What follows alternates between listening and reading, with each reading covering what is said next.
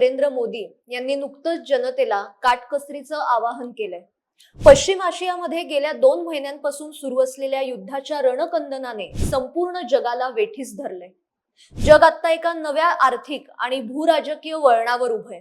या युद्धझळांचा संपूर्ण जगाच्या अर्थव्यवस्थेवर आणि विशेषतः जागतिक ऊर्जा पुरवठा साखळीवर परिणाम होतोय।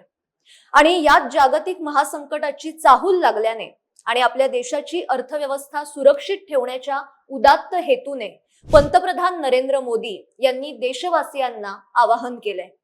आता त्यात काय सांगितलंय तर इंधन बचत करणं, सार्वजनिक वाहतुकीचा जास्तीत जास्त वापर करणं, गरज पडली तर इलेक्ट्रिक वाहनांचा वापर करणं, दैनंदिन जीवनात खाद्यतेलाचा वापर मर्यादित ठेवणं आणि गरज नसेल तर अनावश्यक सोने खरेदीचा मोह टाळणं अशी साद पंतप्रधान नरेंद्र मोदी यांनी देशवासियांना घातली आहे। जागतिक स्तरावरील परिस्थिती किती गंभीर आहे हे जर आपल्या लक्षात आलं तर हे आवाहन किंवा ही काटकसर करणं किती गरजेचं आहे हे आपल्या लक्षात येईल।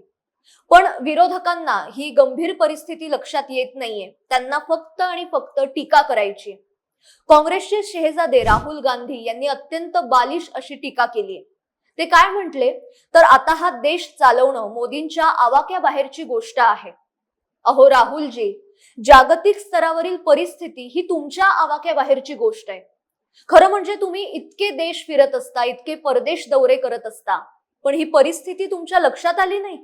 म्हणजे आता अमेरिकेतील अनेक राज्यांनी नागरिकांना वर्क फ्रॉम होम करण्यासाठी प्रोत्साहित केले।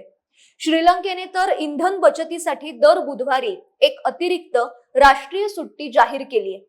पाकिस्तान आणि बांगलादेश सारख्या देशांमध्ये तर आज हाहाकार उडालाय। स्वयंपाकाच्या गॅसचा तिथे तुटवडा आहे, वीज पुरवठा खंडित होत असल्यामुळे उद्योगधंदे सुद्धा तिथे ठप्प झालेत। चीनने नागरिकांना जास्तीत जास्त इलेक्ट्रिक वाहनांचा वापर करण्याचं आवाहन केलंय। जर्मनीने इंधन बचतीसाठी कार फ्री रविवार सुरू केलाय। फ्रान्सने ज्या देशांतर्गत विमान प्रवासाला ट्रेनने 3 तासांपेक्षा कमी वेळ लागतो त्या सर्व विमान उड्डाणांवर बंदी घातली आहे। कच्चे तेल उत्पादन करणाऱ्या देशांसहित जगातील बहुतांश देशांनी आता इंधनाचे दर वाढवलेले आहेत आणि कठोर उपाययोजना लागू केल्या आहेत। पण भारतात आता पेट्रोल डिझेलचे दर वाढलेले नाहीयेत किंवा कोणत्याही प्रकारच्या कठोर उपाययोजना अजून तरी लागू केलेल्या नाहीयेत। अशी वेळ आपल्यावर येऊ नये म्हणूनच पंतप्रधानांनी काटकसर करण्याचं आवाहन केलंय आणि ते योग्यच आहे। त्यामुळे कोणताही किंतु परंतु मनात न ठेवता आपल्याला जमेल तशी काटकसर आपण करूया। आता टीका करणारे टीका करतच राहणारे, पण पंतप्रधानांच्या आवाहनानंतर काही सकारात्मक उदाहरणं सुद्धा समोर आली आहेत। हे आहेत मध्य प्रदेश हायकोर्टाचे न्यायमूर्ती द्वारकाधीश बंसल। त्यांचा एक व्हिडिओ सध्या सोशल मीडियावर खूप चर्चेत आहे। 2 दिन से देख रहे हैं कि विश्व के संकट को देखते हुए माननीय प्रधानमंत्री मोदी जी ने पेट्रोल की और भी अन्य प्रकार की बचत करने का हिंदुस्तान के नागरिकों को आह्वान किया है।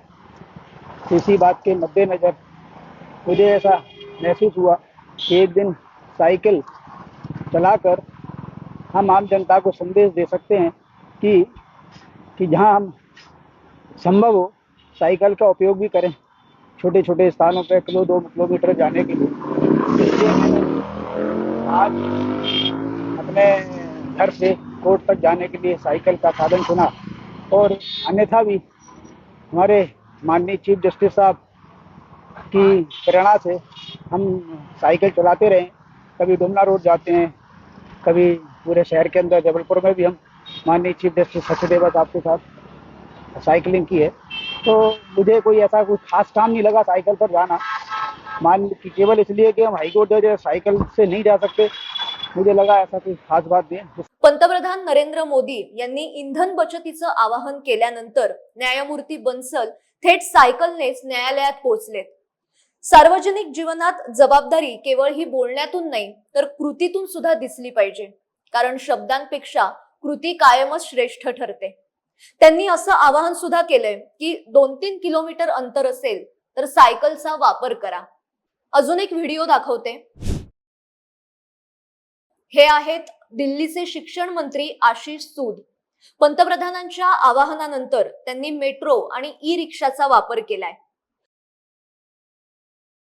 खुद्द पंतप्रधान नरेंद्र मोदी, गृहमंत्री अमित शहा, संरक्षण मंत्री राजनाथ सिंग यांच्या ताफ्यातील वाहनांची संख्या सुद्धा कमी करण्यात आली आहे.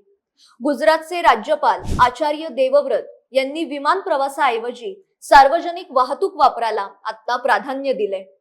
इकडे आपल्या महाराष्ट्रात सुद्धा चांगला परिणाम दिसतोय. महाराष्ट्रात सांस्कृतिक कार्यमंत्री आशिष शेलार यांनी आपला प्रस्तावित कान्स दौरा हा रद्द केलाय. इंधन बचतीसाठी विभागाच्या सगळ्या बैठका आता ऑनलाईन स्वरूपात घेण्यात येणार आहेत. त्याचबरोबर शासकीय कामासाठी केवळ इलेक्ट्रिक वाहनांचा वापर करण्याचा निर्णय सुद्धा घेण्यात आलाय. महाराष्ट्रातील अनेक मंत्र्यांनी आता इलेक्ट्रिक वाहनं वापरायला सुरुवात केली आहे. छोटे बदल हे मोठे परिणाम घडवू शकतात. त्यामुळे ही वेळ टीका करण्याची किंवा खिल्ली उडवण्याची नाहीये.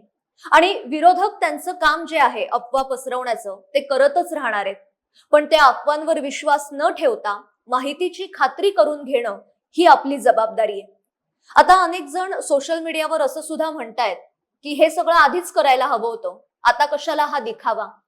पण काय ना, आपला मानवी स्वभाव असा असतो की जोपर्यंत आपल्यावर संकट येत नाही किंवा एखाद्या गोष्टीची झळ आपल्याला पोहोचत नाही तोपर्यंत आपण कुठली अंमलबजावणी करत नाही किंवा काटकसर करत नाही. आणि पंतप्रधान नरेंद्र मोदी गेल्या अनेक वर्षांपासून सौर ऊर्जेचा वापर वाढवा, इलेक्ट्रिक वाहनांचा वापर वाढवा, वीज बचत करा हे सांगतातच आहे. आता कोण काय करतंय हे बघत बसण्याची वेळ नाहीये, तर बदल आपल्यापासून सुरू करण्याची वेळ आहे. आता छोटे छोटे बदल करून, काटकसर करून पंतप्रधान नरेंद्र मोदींवर आणि सरकारवर विश्वास ठेवून एकजुटीने या संकटाचा सामना करूया. आणि देशाची ऊर्जा सुरक्षा अबाधित राखण्यासाठी प्रत्येकाने इंधनाचा थेंब अन थेंब वाचवणं हे आपलं राष्ट्रीय कर्तव्य आहे. आणि महागाईच्या काळात हीच काटकसरीची सवय, हीच आर्थिक शिस्त महत्वाची ठरणार आहे. आजच्या भागात इथेच थांबते.